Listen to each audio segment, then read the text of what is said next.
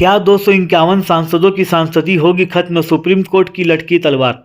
Supreme court के फैसले से 251 सांसदों की लोकसभा की सदस्यता समाप्त हो सकती है। यह अभूतपूर्व फैसला 4 मार्च को सुप्रीम कोर्ट लाया अश्विनी उपाध्याय की एक जनहित याचिका पर लिया जाने वाला है। उन्होंने 2016 में आपराधिक मामले में दोषी एवं आरोपी सांसदों को चुनाव लड़ने एवं नया राजनीतिक दल बनाकर चुनाव लड़वाने प्रतिबंध लगाने की मांग की थी, किंतु 9 साल बीत जाने के बाद भी भारत सरकार व इलेक्शन कमीशन ने आज तक सुप्रीम कोर्ट में कोई जवाब पेश नहीं किया, न ही यह स्पष्ट किया कि इस संबंध में क्या कार्यवाही की जाएगी।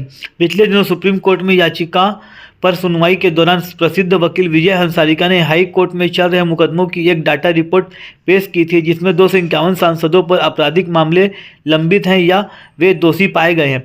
सुप्रीम कोर्ट ने इस पर सख्ती दिखाते हुए सरकार से पूछा कि जब आपराधिक केस होने से कोई सरकारी बाबू या चपरासी नहीं बन सकता तो सांसद या विधायक कैसे बन सकता है। इस गंभीर सवाल पर जवाब देने के लिए सरकार को 4 मार्च तक का समय दिया गया है। इसके बाद सुप्रीम कोर्ट राजनीति और आपराधिक के गंभीर मुद्दे पर ऐतिहासिक फैसला सुनाएगा। आइए इस संबंध में हम सुप्रीम कोर्ट अधिवक्ता अश्विनी उपाध्याय जी से और जानकारी प्राप्त करेंगे। 2016 में सुप्रीम कोर्ट ने पीआईएल फाइल करके मांग किया था कि जो लोग सजा याफ्ता हैं इनके चुनाव लड़ने पे आजीवन प्रतिबंध होना चाहिए। उसी मामले पे आज सुप्रीम कोर्ट में सुनवाई हुई है और हमने इसमें रिप्रेजेंटेशन ऑफ पीपल एक्ट का जो सेक्शन 8 है और सेक्शन 9 उसको चैलेंज किया हुआ है। इस कानून के सेक्शन 8 और 9 के अनुसार जिसको 2 साल तक की सज़ा होगी उसके चुनाव लड़ने पे तो कोई रोक ही नहीं है। वहीं दूसरी तरफ किसी को 2 दिन की सज़ा हो जाए तो वो सरकारी नौकरी के लिए अयोग्य हो जाता है। अगर किसी को 2 दिन की सज़ा हो जाए तो वो आदमी चपरासी नहीं बन सकता, क्लर्क नहीं बन सकता, होमगार्ड नहीं बन सकता, सिपाही नहीं बन सकता। लेकिन 2 साल तक की सज़ा होने पे भी सांसदों विधायकों के चुनाव लड़ने पे कोई रोक नहीं है। अगर 2 साल से ज़्यादा की सज़ा हो तब जाके चुनाव लड़ने पे मात्र 6 साल का प्रतिबंध है। हमने इसीलिए रिप्रेजेंटेशन ऑफ पीपल एक्ट के सेक्शन 8 और 9 को चैलेंज किया हुआ है। आज माननीय सुप्रीम कोर्ट ने भी इस पर गंभीर चिंता जाहिर किया और सरकार से पूछा कि अगर एक सज़ा याफ्ता व्यक्ति सरकारी कर्मचारी नहीं बन सकता, एक सज़ा याफ्ता व्यक्ति क्लर्क नहीं बन सकता, एक सज़ा याफ्ता व्यक्ति चपरासी नहीं बन सकता, फिर वो सज़ा याफ्ता सांसद और विधायक का चुनाव कैसे लड़ सकता है और सांसद विधायक कैसे बन सकता है। केंद्र सरकार को 3 सप्ताह का समय दिया है, चुनाव आयोग को 3 सप्ताह का समय दिया है, 4 मार्च की डेट फिक्स कर दिया है और 4 मार्च को इस पर फाइनल हियरिंग होगी कि सज़ा याफ्ता लोगों के चुनाव लड़ने पे आजीवन प्रतिबंध होना चाहिए कि नहीं होना चाहिए।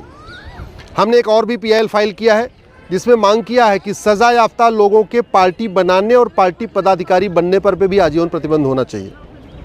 ऐसे बहुत सारे केस हैं झारखंड में, महाराष्ट्र में, तमिलनाडु में, हरियाणा में कि लोगों को सज़ा हो गई तो चुनाव नहीं लड़ पाए, लेकिन उन्होंने बाकायदा पार्टी बना लिया और पार्टी अध्यक्ष बन के दूसरों को चुनाव लड़वाना शुरू कर दिया।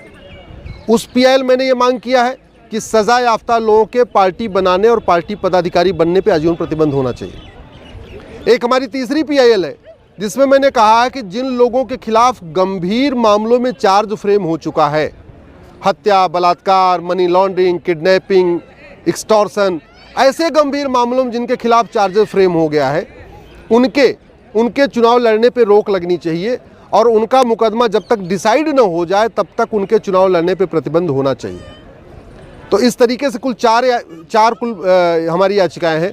एक पहली पिटीशन है कि एमएलए एमपी कोर्ट बने, पूरे देश में एमएलए और एमपी का मुकदमा 1 साल के अंदर डिसाइड हो, उस पर सुनवाई चल रही है। दूसरी पिटीशन है कि जो सज़ा हो जाए उसके चुनाव लड़ने पर आजीवन प्रतिबंध लगे। तीसरी पिटीशन है कि जो सज़ा याफ्ता हैं उनके पार्टी बनाने और पार्टी पदाधिकारी बनने पर आजीवन प्रतिबंध लगे। और चौथी पिटीशन ये है कि जिनके खिलाफ गंभीर मामलों में चार्ज फ्रेम हो गया है, हत्या बलात्कार के मामले में, उनके चुनाव लड़ने पर रोक लगे। आज माननीय सुप्रीम कोर्ट ने काफ़ी इस पर देर तक सुनवाई किया और देर तक सुनवाई करके केंद्र सरकार को अंतिम अवसर दिया है 3 सप्ताह का।